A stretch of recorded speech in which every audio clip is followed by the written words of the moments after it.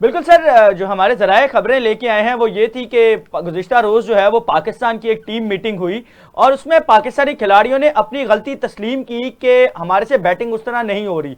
लेकिन उसके बाद जो है वो टीम का मोराल बहुत हाई किया गया, टीम बहुत ज्यादा हाई नजर आई, खिलाड़ी आपस में बड़े अच्छे तरीके से घुल मिल गए। और वो 2017 की चैंपियंस ट्रॉफी में जब हम पहला मैच हारे थे भारत से, उसके बाद जिस तरह पाकिस्तान ने कम बैक किया था वो वाला पोटेंशियल कल नजर आया।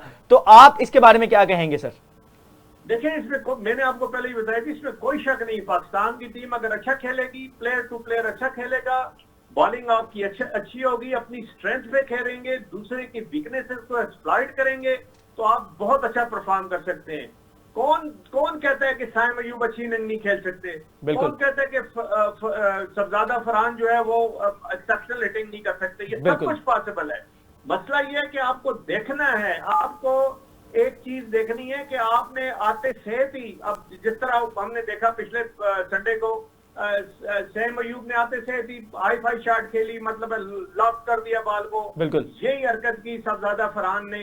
भाई आपके पास अगर 6 ओवर है, उसका ये मतलब नहीं है कि आप आते से ही इस तरह की शॉट खेलें। आप अपनी इनिंग तो पहले सेट करें, अपने आप को तो सेट करें, पहले आई का कोऑर्डिनेशन तो आप बॉल के साथ करें, फिर आप शॉट्स खेलें। मैं ये समझता हूँ कि पहले 6 ओवर पाकिस्तान को बहुत एहतियात से खेलना पड़ेगा। सर कता कलामी की माजरत सर, यहाँ पे जो है वो 6 ओवर पावर प्ले जो है वो पाकिस्तान ने अभी तक जो है वो हाईएस्ट पावर प्ले ओमान के खिलाफ है पाकिस्तान का 47 रन, एक खिलाड़ी आउट। भारत के खिलाफ हमने 42 रन दिए, 2 खिलाड़ी आउट।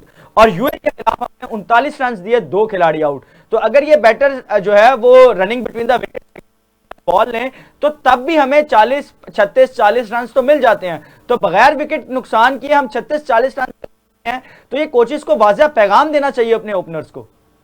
देखें, कोई इसमें शक नहीं, आप अगर ग्राउंड स्ट्रोक्स भी खेलते हैं ना जी, गैप्स इतने होते हैं पहले 6 ओवर में कि आप आसानी से ग्राउंड स्ट्रोक खेल के आप चौका ले सकते हैं जी, क्योंकि फील्डर ही बाहर 2 होते हैं, 2 के बगैर सारे इनसाइड द सर्कल होते हैं। बिल्कुल। और उनमें इतना बड़ा गैप होता है कि आपको लॉफ्टेड शॉट खेलने की जरूरत ही नहीं है जी। और खासकर जिस तरह साइम अयूब जो है इतनी फॉर्म में नहीं है, उनको बहुत एहतियात से खेलना पड़ेगा, उनको अपनी इनिंग बनानी पड़ेगी। अगर वो स्टे करते हैं, अगर वो 3-4-5 ओवर खेल लेते हैं, तो मेरा ख्याल है वो एक बड़ी इनिंग 60-70 की इनिंग, जिसको T20 में बड़ी इनिंग कहते हैं, तो वो 60-70 की इनिंग खेलने के एहल हो जाएंगे। यही मैं कह रहा हूं कि अगर आपके पास देखिए, दुबई स्पोर्ट सिटी की जो विकेट्स है वो कभी भी ऐसी नहीं रही कि उस पर आप 200 रन बनाएं। उसमें अगर आप 160 to 170 कर लेते हैं तो दूसरी टीम अंडर प्रेशर आ जाती है। और अगर 160 तक आप दूसरी टीम को रोक लेते हैं तो वो चांस होता है कि आप उसको बना लें। तो इसलिए मैं कहता हूं कि जरूर अपने तरीके से और अपने टीम जो विकेट है उसको देखते हुए अपना टारगेट सेट करना चाहिए, ना कि इस तरह करना चाहिए कि जी शुरू से ही आप सोचे कि हमने 200 रन करना है। भाई 200 रन नहीं बनते उस विकेट पे जी। आपने इस तरह खेलना है कि आपकी विकेट शुरू में पावर प्ले में कोई ना गिरे और आप अगर 40, 42, 45 रन बना लेते हैं जो सिंगल 2 और 8 बाउंड्री से आप ले सकते हैं, तो फिर आपने एक टेम्पो सेट कर दिया। जो आने वाले बैट्समैन है वो उसको फिर लेके चलेंगे और वो 160, 170 बना लेंगे। बिल्कुल सर, पाकिस्तान की जानिब से जो है वो एशिया कप में अभी तक जो है इस एशिया कप में सबसे ज्यादा रन फखर जमान ने किए हैं, 90 रन, और 134 का उनका स्ट्राइक रेट है। तो फखर जमान पर कल कितनी जिम्मेदारी आयद होती है। उसके बाद मोहम्मद हारिस हैं जिन्होंने 87 रन किए हैं और उनका 140 का स्ट्राइक रेट है। और मोहम्मद जो शहीन अफरीदी हैं उन्होंने 64 रन किए हैं, उनके 206 का स्ट्राइक रेट है। तो आप कल पाकिस्तान की बैटिंग लाइन क्या देख रहे हैं? देखिए, पहले तो मैं बताऊं जी, फखर इस वक्त फॉर्म में है। आपका एक बैट्समैन अगर फॉर्म में है तो वो फखर है, और जो शुरू में थोड़ा एहतियात से खेलते हैं और कोशिश करते हैं कि इनिंग मेरी बन जाए, और उन्होंने इनिंग्स अच्छी खेली भी है। मसला आता है कि जब आपके ओपनर आपको अच्छा स्टार्ट नहीं देते। अब पाकिस्तान का जो सबसे बड़ा मसला खासकर एशिया कप में नजर आया है कि आपके ओपनर स्टार्ट नहीं दे रहे। साइम अयूब स्कोर नहीं कर रहा, शहजादा फरहान इतना ज्यादा स्कोर नहीं कर रहा जितनी एक्सपेक्टेशंस थी उससे।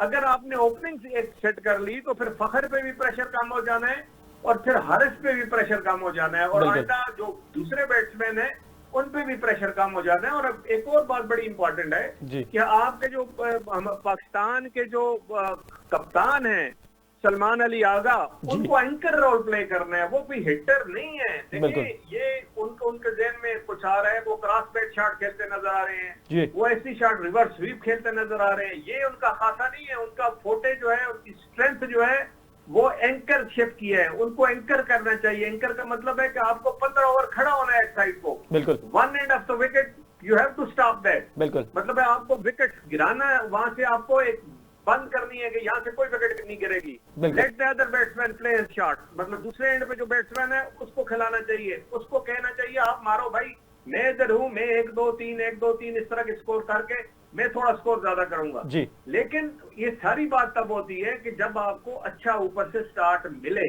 40-50 रन का स्टार्ट आपको अगर मिल जाता है T20 में पावर प्ले के अंदर अंदर, तो 50-60 पे जाके विकेटें गिरती है, तो वो नॉर्मल सी चीज है। तो आप इसका मतलब इस काबिल है कि आप 160-170 कर सको। बिल्कुल, वो काम नहीं होता आज तक। जो पाकिस्तान ने अभी तीनों मैच खेले हैं वो नहीं हुआ। आज का मैच है, देखिए हम एक्सपेक्ट कर रहे हैं कि पाकिस्तान, सबसे पहले तो ये होगा कि पाकिस्तान अच्छी टीम सिलेक्ट करता है इस मैच के लिए।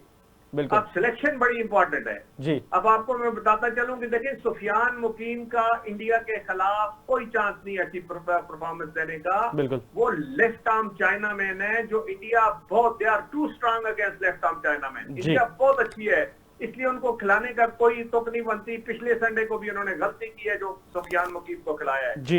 एक एक्स्ट्रा पेसर आप रखें। RS रऊफ को तो आप लेके आए सुफियान के मैच, सुफियान को यूई के खिलाफ उसको साइड पे करके आप RS रऊफ को लेके आए, बड़ा अच्छा फैसला था। अब खुशदिल शाह को आप उनको साइड लाइन करें और उनकी जगह वसीम जूनियर को रखें।